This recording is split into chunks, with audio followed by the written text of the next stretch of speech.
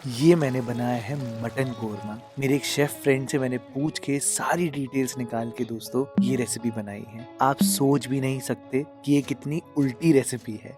इतना सॉफ्ट है कि वो मुंह में जाते ही घुल जाएगा। बहुत एक्साइटेड हूँ दोस्तों ये शेयर करने के लिए। तो फिर देर किस बात की, चलो फिर शुरू करते हैं। अब सबसे पहले ही दोस्तों मैंने यहाँ पर कुकर लिया है। वैसे तो देग या हांडी में बनता है मटन, लेकिन घर पे इतना टाइम होने नहीं वाला आपके पास। मैंने यहाँ पर 1 किलो मटन का यूज किया है और उसी में ही आप यहाँ पर सबसे पहले 300 ग्राम दही डालना। ये दही बिल्कुल भी फेटी हुई नहीं है, डायरेक्टली मैंने डब्बे से निकाल कर ऐसे ही डाली है। इम्पोर्टेंट पॉइंट है दोस्तों। इसी में ही आप यहाँ पर 2 चम्मच कश्मीरी लाल मिर्च डालना। आधा चम्मच मैंने लाल मिर्च पाउडर डाला है, ज्यादा स्पाइसी नहीं बनाने वाला मैं इसको। बहुत थोड़ी सी हल्दी आपने डालनी है, हल्की सी।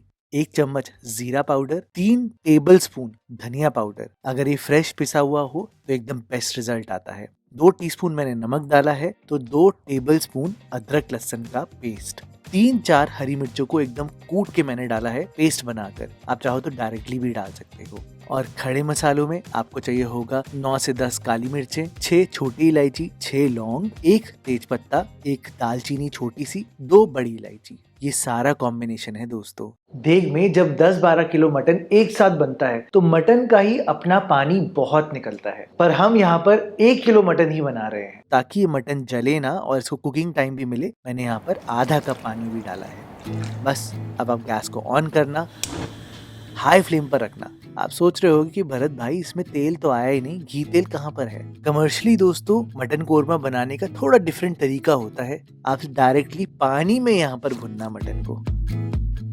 मेरी बात अजीब लग रही होगी, लेकिन 10 मिनट आप खुले में पकाना और इसको स्टर करते रहना। आप खुद ही देखना दही में हल्का दाना आना शुरू हो जाएगा। अभी ये स्टेप में आपको सारा पानी रिड्यूस करना है, मटन का, दही का, इन दोनों चीज़ों का। तो 10 मिनट आप खुले में पकाना। 10 मिनट के बाद गैस को आप लो फ्लेम पर कर देना और इस पे ढक्कन लगा देना। आराम से पकता रहेगा मटन। इतनी देर में मैंने यहाँ पर ब्राउन अनियंस भी रेडी करके रखे हैं। लगभग 350 से 400 ग्राम प्याज है। 4 प्याज होंगे ये, और इससे ज्यादा प्याज मत लेना, नहीं तो मीठा मटन कोरमा बन जाएगा। ब्राउन अनियंस को गलती से भी आपने मिक्सी में ग्राइंड नहीं करना या दही के साथ नहीं मिलाना, जो मैंने आपको पहले अपनी वीडियोस में बताया है। ये वाली रेसिपी में आपने प्याज को सिर्फ और सिर्फ कूटना है, कूट के ही डालना है। इसके साथ साथ मैं आपको ये दिखा देता हूँ कि घी तेल कैसे डलेगा। यहाँ पर मैंने 50 ग्राम देसी घी लिया है। वैसे तो वनस्पति घी यूज किया जाता है कमर्शियली।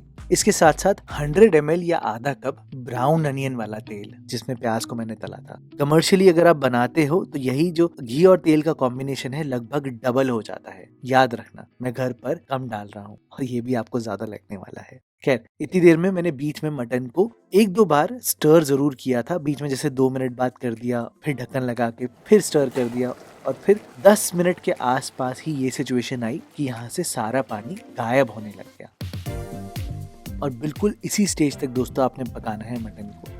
आप ध्यान से देखोगे तो मटन भी अपना हड्डी छोड़ने लग गया है, यानी कि हल्का हल्का गलना भी शुरू हो गया है। तो ये राइट स्टेज है। इसी टाइम पर आप यहाँ पर ब्राउन अनियंस डाल देना। इसको अच्छे से भुनना, लगभग 2 से 3 मिनट। प्याज पूरे गीले हो जाने चाहिए और मॉइस्चर एब्जॉर्प्शन शुरू हो जाना चाहिए ताकि आपके कोरमे में दाना आए। बस ये स्टेप बहुत इंपॉर्टेंट है। अब उल्टा स्टेप है एकदम दोस्तों। हाँ? इस स्टेज पर आपको घी तेल डालना है, वो जो हमने अलग से निकाल के रखा था ना। और अब आपने करनी है मटन की भुनाई। अब डिफरेंस क्या है दोनों बातों में, कि जब हम पहले घी के साथ मटन भूनते हैं और फिर पानी डालते हैं, या पहले पानी डालते हैं और फिर बाद में घी डालते हैं, दोनों बातों में फर्क क्या आता है। देखो दोस्तों, आपने ये बात तो सुनी ही होगी कि हमेशा मटन अगले दिन ज्यादा टेस्टी लगता है। ऐसा सुना है ना आपने। रीजन ये होता है कि इवनली सॉल्टेड होना, इवनली फैल जाना फ्लेवर को, उसमें टाइम लगता है। रेस्टोरेंट में कोई एक दिन का रिलैक्सेशन नहीं हो सकता, इसीलिए पानी में पहले पकाते हैं ताकि मटन के एकदम अंदर तक टेस्ट आए। यहाँ पर घी में जितनी भुनाई करोगे उतना ही ज्यादा आपके मटन का कलर आएगा, जितनी कम करोगे उतना लाइट रंग आएगा। तो ये आपके ऊपर है। मैंने 5 मिनट तक अच्छे से भुना है। आप खुद ही देखो यहाँ पर मसाला कैसे चिपका हुआ है ना, एकदम अमेजिंग। और दाना देखो आप, अमेजिंग दानेदार लग रही है ना ग्रेवी। अभी तो खत्म नहीं हुई है, अभी एक नेक्स्ट पार्ट आपने करना है। मैंने काजू को पहले ही भिगा कर रखा था और मिक्सी में इनको ग्राइंड कर लिया 1 टेबलस्पून नारियल के बुरादे के साथ। इसी पेस्ट को आप यहाँ पर अब डालना और लगभग 2-3 मिनट पकाना। काजू आ चुके हैं तो ये नीचे लगना शुरू हो सकता है। 2-3 मिनट से ज्यादा मत करना। इस स्टेज पर आप देखना दोस्तों, क्या मजेदार ग्रेवी लगने लग जाएगी आपकी। ये देखो आप, वाओ, है ना एकदम अमेजिंग। अब आपने मटन को गलाना है तो आप यहाँ पर 1 कप पानी डालना, पहले बॉईल आने देना और फिर अब कुकर का ढक्कन लगा के सीटी लगा देना। पहली सीटी आपने हाई फ्लेम पर लेनी है और फिर इसको 15 से 18 मिनट के लिए घड़ी से देखकर भी कर सकते हो आप, एकदम लो फ्लेम पर पकाना है। याद रखना दोस्तों, पहली सीटी के बाद आपने लो फ्लेम इसलिए करी है ताकि आपके कुकर से ज्यादा पानी ना निकले। जितनी आप सीटियां डलवाओगे उतनी ज्यादा स्टीम से पानी गायब हो जाएगा, आपका मटन नीचे लग जाएगा। और अगर आप इसको देग में बनाना चाहते हो, आप इसको आधे घंटे तक लगातार लो फ्लेम पर पकाना, मटन आराम से गल जाएगा। और ढक्कन खोल के फिर देखना दोस्तों, मटन आपका ऑलमोस्ट रेडी है। बस आपने यहाँ पर अब डालना है आधा चम्मच गरम मसाला, थोड़े से अदरक के लच्छे मैंने डाले हैं, 1 चम्मच केवड़ा वाटर, हल्का सा उबाला दिया एंड दैट्स इट दोस्तों। इतना अमेजिंग मटन कोरमा आप सोच भी नहीं सकते, इतनी आसानी से आप घर पे बना सकते हो।